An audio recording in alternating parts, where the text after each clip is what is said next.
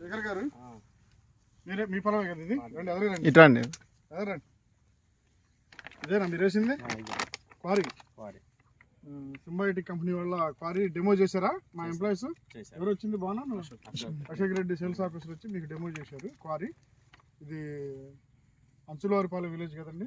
మండలం వచ్చేసి రాజపాలెం మండలం అంచులవారిపాలెం విలేజ్ అంతేగా. క్వారీ సింబాయోటిక్ కంపెనీ వారిది. ఇది కేజీ 2 కేజీలు 5 కేజీలు 10 కేజీలు 20 కేజీలు ప్యాకింగ్ వరకు అందుబాటులో ఉంటుందండి. కేజీ వచ్చేసి ఏ పంటలోకైనా సరే పై స్ప్రేయింగ్కి పైన స్ప్రే చేసుకోవడానికి ఒక కేజీ వచ్చేసి 5 నుంచి 6 తైవాన్లకి మనం స్ప్రే చేసుకోవచ్చు.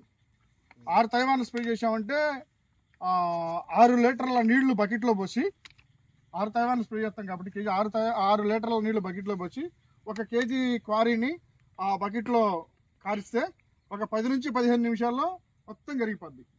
6 లీటర్ల నీళ్ళు ఎందుకు ఏం చెబుతున్నానంటే ఇవి కరగటం తొందరగా కరుగుతాయి. ఎక్కువ నీళ్లు మామూలుగా అయితే మనం నీళ్ళ బుడ్డి మందు స్ప్రే చేస్తున్నాం అనుకో, ఏం చేస్తాము, ఇంత బుడ్డి మందు కట్ చేసి ఇంత 6 కప్పులు నీళ్లు పోసేసి మందు కలుపుతాం.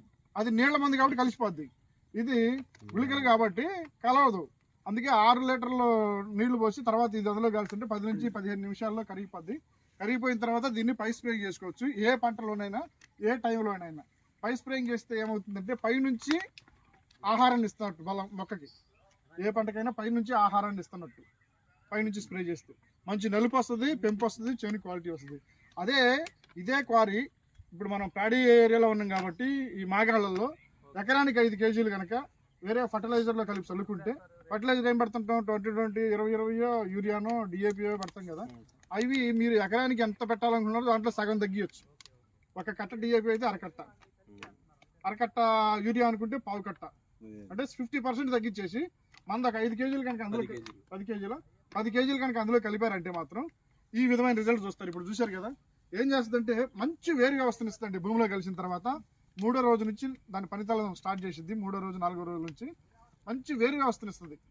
ఇవి చల్లక ముందు మనం ఒక దుబ్బు పీకి చూస్తే ఎన్ని వేర్లు ఉన్నాయి, ఇది చల్లిన తర్వాత వారానికో 10 రోజులకో పీకి చూస్తే ఎన్ని వేర్లు ఉన్నాయి అంటే వేరు వ్యవస్థలో రెట్టింపు తేడా కనిపిస్తుంది. ఎక్కువ తేడా, రెట్టింపు తేడా.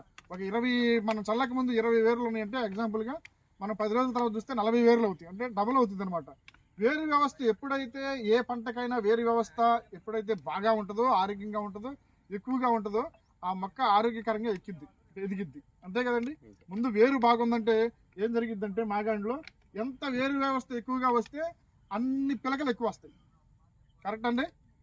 మనకు మాగానికి కావాల్సింది పిలకలే కదా, పిలకలేనా?